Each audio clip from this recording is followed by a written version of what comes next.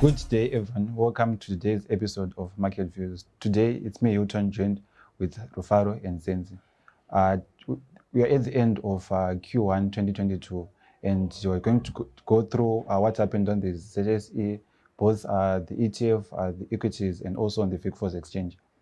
I think notably we can say in the first quarter of 2022, we had 12 counters in the negative on the year to date.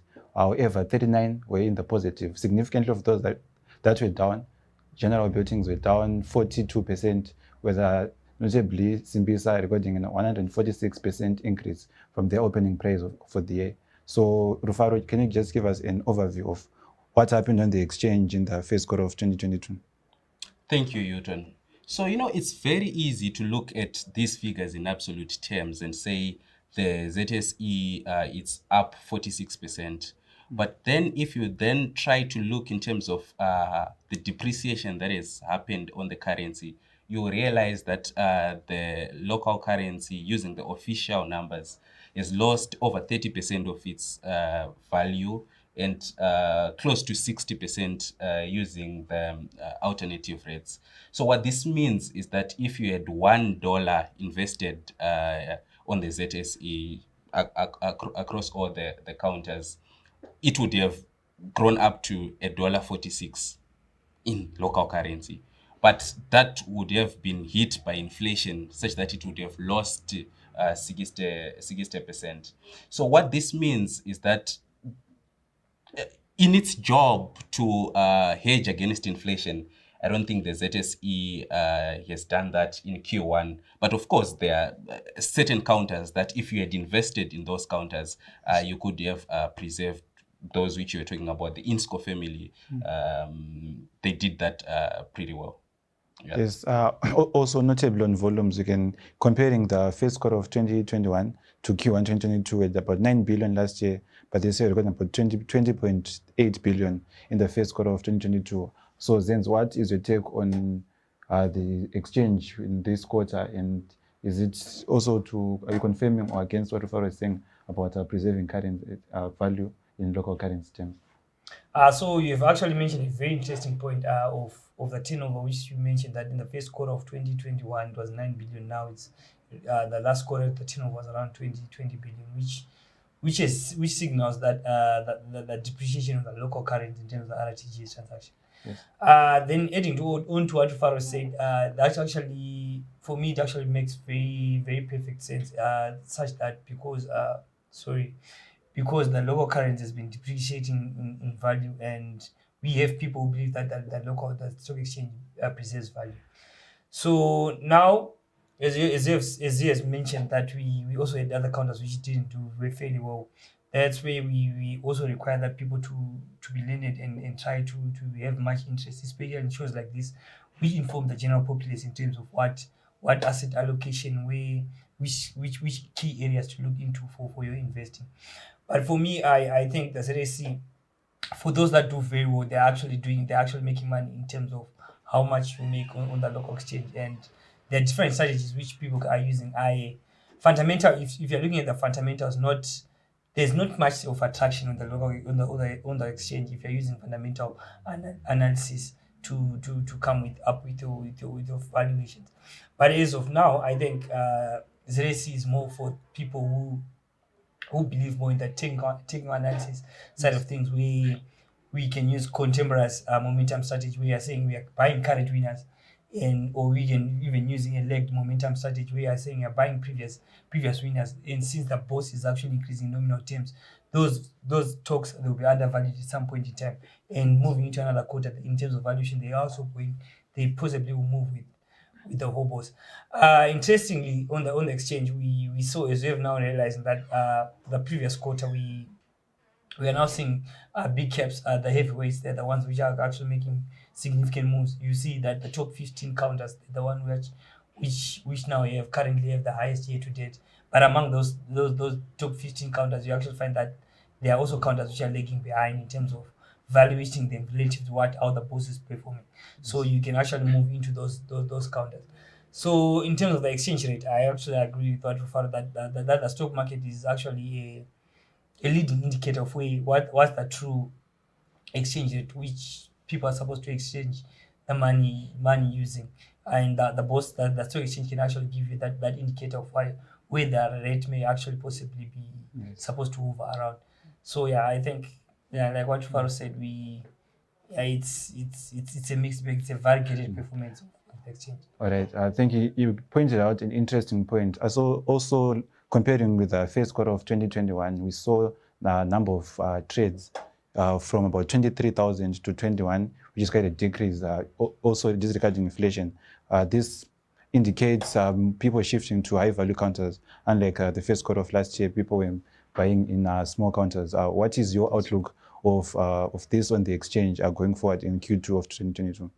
So yeah, that's very correct. 2021, there was this wave of let's get into the small caps, and I think it was pushed and pumped by the retail investors that were trading on the ZSE, and we saw that. And unfortunately, that's no longer the case in 2022. We've seen that people are investing now in value counters. They're looking at counters that can actually give them value. And we have actually realized this as Q1 came to an end.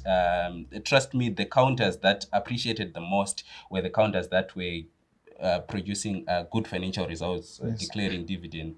The Insco family, like we're talking about the banks as well. So getting into Q2, I think that's what we are going to see. People now think more about the company that is behind rather than just hyping small caps and jumping the bandwagon. Okay, thank you on that. I think we're focused more on the equities. Can you just give us in review of the VIX exchange and maybe what to anticipate going into Q2? And Rufaro, you can just please do the same for the ETFs. So for the Victoria Falls Stock Exchange, I think the last Q1 was actually very interesting. It was actually a very good year, good quarter for that bourse. We saw the turnover on the bourse shooting to 7 million, which is actually, I think, the highest recorded in terms of comparing quarters since it started. So I think on the VFX we are going to have much activity that's going to happen. We may possibly have a rights issue where the currently listed companies will actually now, since they are the ones which are deep-pocketed, we can have more investors. As you've seen, the Caledonians oversubscribed. So in the coming quarter, we may have one of the counters are issuing more shares to the market and calling for more funds to improve their capacity. You see, Caledonia also is actually buying many other brownfields investments. So you may see that going forward. And also notably, we may see a REIT being listed on the exchange. And also there's also room for an ETF, a USD denominated ETF, maybe for the counters that are there. It will be a commodity ETF on the bourse. So going to the Q2, we may see improved activity in terms of the foreign exchange. And as you have known that many of the insurance products are short-term insurance, they're now 50% are now written in US dollar terms. So those people will now want to find some way they can pack in and find returning in US dollar terms, where they can actually find liquidity, where people are now having higher claims. You also need to liquidate. So that stock exchange provides you with that for the short-term insurance and other insurance. So I'm sure that activity on the VFX is going to improve in the coming quarter, and also the commodity boom that has happened. It actually causes people to be very much interested in buying shares. The Bindura Nickel, the Gold, Caledonia, Padenga shares, they actually be bought in the next coming quarter. So yeah, in terms of investor activity, is going to increase on the exchange. All right, thank you. And in the first quarter of 2022, we saw a new ETF totaling to 3 ETFs on the exchange. Faro, what can you take from the first quarter and going forward? What are your anticipations? Okay, so yes, like you rightly mentioned, the number of ETFs in the first quarter of 2022 2022, they've increased from one. We only had one last year, and they're now at 3. But the biggest equation, really, in terms of ETFs, with ETFs, we can actually calculate the net asset value. And it seems these ETFs are trading way above their net asset value. And this has been the biggest challenge and the biggest talking point amongst most of the investors. But I have a challenge in how we actually calculate the net asset value, because the prospectus will be telling you that this ETF will start with a starting price of $1 per unit. But then you get on the first trading day and you can't buy it at $1. The first trade will be at $1.60. So now, do we calculate the when we say net asset value? When we say the year-to-date change, do we use dollar that was issued in the prospectus, or we have to the use first trading price? Yes. So yeah, I think that's the catch-22 there. But we have seen that the demand for ETFs is there, the appetite is there. Probably it speaks to lacking asset classes to invest in overall, but we have seen that the appetite is there, even in the numbers of trades on the ETFs front. So the capital markets, I wouldn't say they're now getting excited, but it's a little bit better. Like Zenz was saying, more activity on the VFX. We're looking forward to REITs, more activities on the ETFs, and on the equity side as well. But also, one of the things also to note is we've seen that it says the number of trades of people activity that are buying shares. It will actually drop, like you mentioned earlier in the show. So it now means that in terms of share price movement, it's actually going to happen at a very faster rate than before, because the demand is now demand driven. People want to accumulate more shares. So in terms of the share price movement, they actually maybe the goodness of our boss, we have circuit breakers which permit a maximum gain of 20%. So without that, I'm sure that the valuations would actually quickly move because of fewer sellers on the boost against a large number of buyers. So getting into the next quarter, we would actually see that buyers will be dominating, and the bull run will continue. But it's a bull run which speaks for of the valuation in terms of the real valuation, which is causing that. So I'm sure, in the coming quarter, we are going to see a huge price movement supported by thinly volume trades, which is unlike the last quarter where we had price movement supported by huge volume trade. Yes, that is quite interesting. As the quarter ended, we saw the monetary policy committee sitting down and giving us new resolutions. Mainly, I think the policy rate came up from 60% to 80%. How do you think this might affect the ZSE and all the other capital markets?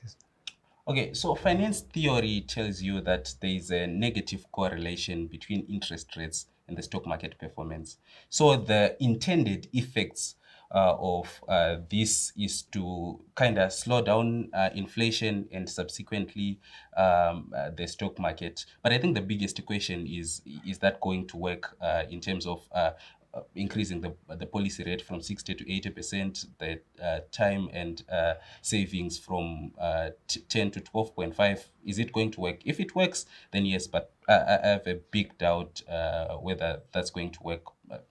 It's the issue of confidence. Are you going to certainly be confident in the Zim dollar just because of those initiatives?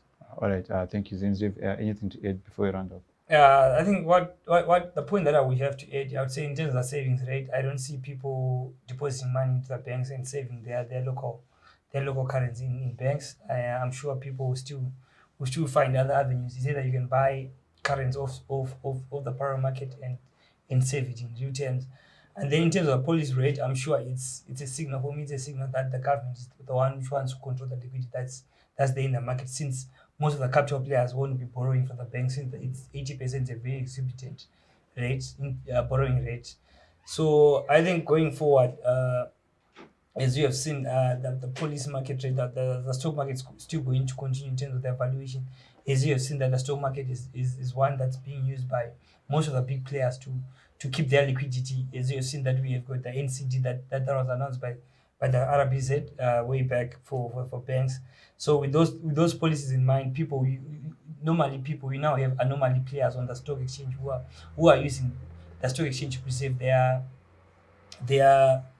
excess liquidity, and that's why we also saw that in the last quarter we had huge movement in terms of the heavyweights, since those are very much liquid, and once you want to exit your position, you can actually buy you can actually sell your stock and still maintaining the RTGS balance that you have with actually an interest or a premium. So for those people who have their liquidity needs maybe after 30 days, they are better off getting their money on the stock exchange than rather than keeping the money settling in the bank. You know, with that in the stock market, you can still guarantee to get a small premium based on, let's say, your round trip cost of buying and selling shares around 10%. But most counters will actually be performing after a 30-day period, or let's say quarter period. They will actually be the stock market will actually have gained more than the round trip cost. So yeah, I'm sure most people will still use the stock exchange as a way of preserving value and the liquidity, despite the monetary policy announced. All right. Thank you, Zen, and thank you everyone for watching. Please share, like, and subscribe. See you next time.